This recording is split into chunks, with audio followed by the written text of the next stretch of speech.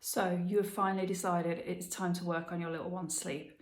How do you go about choosing the right consultant out of the thousands and thousands of sleep consultants that are practicing at the moment? Stick around because this video is going to give you my top tips on finding the right sleep consultant for your family. So my first tip is do your research.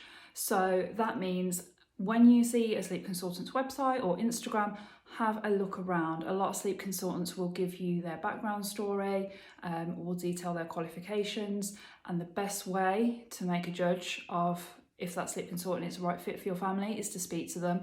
So I offer a 15-minute discovery calls, completely free of charge, so families can speak to me, ask me any questions they may have about the process, and just generally see whether they feel I would be a good fit for them. So if possible, I would always advise you to speak to the sleep consultant that you're planning to work with, because ultimately, if you get a positive experience from that phone call and you're happy and you feel like you trust them, that is a real massive step in ensuring that you're choosing the right person. Also, take time to look for independent reviews, and by independent reviews I don't mean posts they've created and put on their own Instagram. I mean from Google, or whether you've got recommendations from your own group of friends. Personal recommendations are always a favourite of mine, because I know that when they've come from a personal recommendation, they've come with somebody that has had that one-on-one experience with me and have passed on their good thoughts. So personal recommendations are always fantastic. Google is obviously the next place to look for that recommendation and see whether what the reviews from the families that have worked with that sleep consultant are saying about their experience. Also, don't be afraid to shop around. This is a big decision. It's a large financial commitment, and the chances are you're in a sleep deprived state. You want help quick, but that doesn't mean you shouldn't spend the time shopping around, having phone calls with various sleep consultants, and ultimately seeing which is the best fit for your family.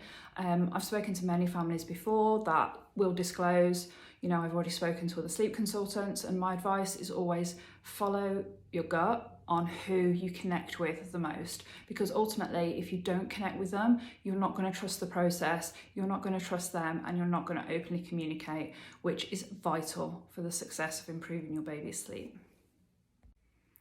Don't be afraid to ask about their qualifications.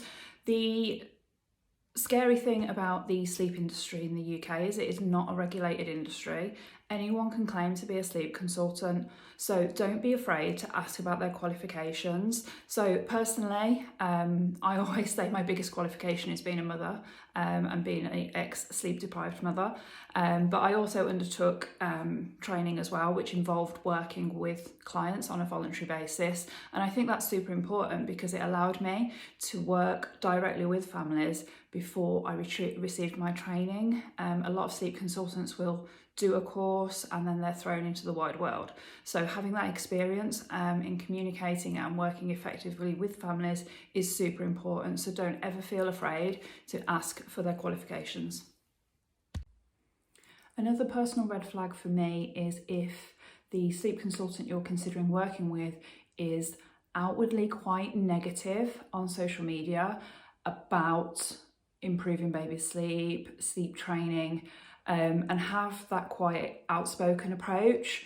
Ultimately, all sleep consultants are out to improve baby sleep. Obviously, there are different terminology used, but ultimately we are all out to do the same thing. So I always feel that if a sleep consultant is being openly negative about various methods or how some sleep consultants work, that to me is always a red flag, because if you truly believe in what you're giving your families, you shouldn't have to use negative language about how other people are working.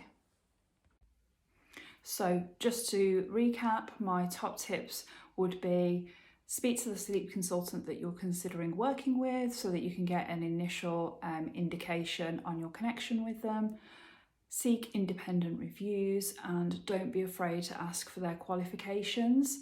Red flags to be mindful of are for specific guaranteed results, and also if there is a ignorance around any medical conditions that your little one has.